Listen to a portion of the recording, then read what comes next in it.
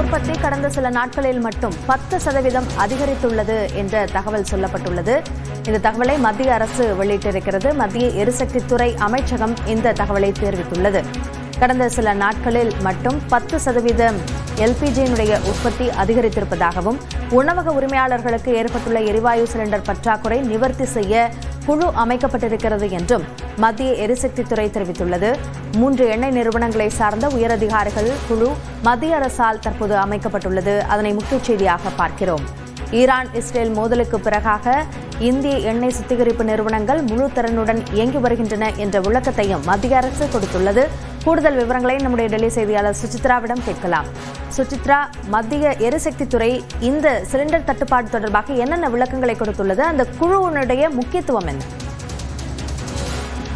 Iran Israel இடையேயான போர் சூழல் காரணமாக எல்பிஜி குறிப்பாக எரிவாயுனுடைய தட்டுப்பாடுகள் ஏற்பட்டுள்ளதாக வெளியாகி இருக்கும் நிலையில் தற்பொழுது அதனை நிலைப்படுத்தும் வகையிலான நடவடிக்கைகளை மத்திய அரசு மேற்கொண்டு வருவதாக மத்திய பெட்ரோலியத்துறை அமைச்சகமானது தெரிவித்திருக்கிறது. மிக முக்கியமாக வீட்டு உபயோக சிலிண்டர், அது மட்டுமல்லாமல் கமர்ஷியல் பகுதிகளுக்காக பயன்படுத்தப்படும் இந்த எல்பிஜியினுடைய பயன்பாடுகள் தொடர்பான பல்வேறு ஆலோசனைகளை மத்திய அரசாங்கம் செய்து வருவதாகவும், குறிப்பாக அதாவது அத்தியாவசிய ஆனால் நான் டொமஸ்டிக் என அழைக்கப்படக்கூடிய கல்வி நிறுவனங்கள், ரெஸ்டாரண்ட்கள், மருத்துவமனைகள் ஆகியவற்றில் பயன்படுத்தக்கூடிய அந்த ஒரு எல்பிஜியினுடைய பயன்பாடு மற்றும் தேவை இருப்பை உறுதி செய்யும் வகையில் ஒரு உயர்மட்ட குழுவை அமைத்துள்ளதாக மத்திய அரசாங்கம் தெரிவித்திருக்கிறது. இந்தியன் ஆயில், பாரத் பெட்ரோலியம் மற்றும் ஹிந்துஸ்தான் பெட்ரோலியம் 3 தலைவர்கள், 3 மூத்த நிர்வாகிகள் அடங்கிய அந்த ஒரு குழுவை அமைத்து அதிகாரப்பூர்வமான ஒரு குழுவையும் அவர்கள் ஏற்படுத்தியிருப்பதாகவும், கடந்த ஒரு சில நாட்களில் எல்பிஜியினுடைய உற்பத்தி என்பது சுமார் 10% வரை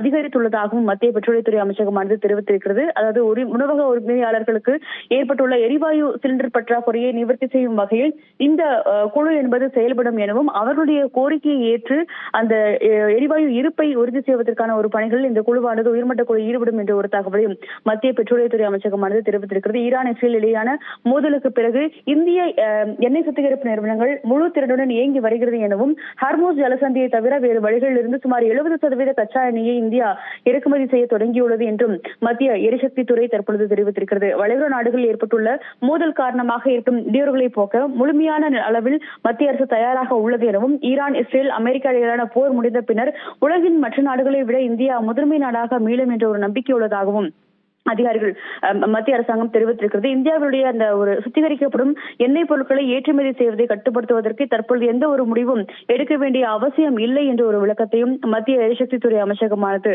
தெரிவித்திருக்கிறது. பிரதமர் மோடி மற்றும் மத்திய அமைச்சர் ஹர்தீப் சிங் பூரி, வெளியுறவுத்துறை அமைச்சர் ஜெய்சங்கர் ஒரு முக்கிய ஆலோசனை கூட்டத்திற்கு பிறகு இந்த ஒரு விளக்கத்தை தற்பொழுது மத்திய எரிசக்தித்துறை அமைச்சகமானது வழங்கியிருக்கிறது. விரிவான விவரங்களுக்கு நன்றி சுசித்ரா.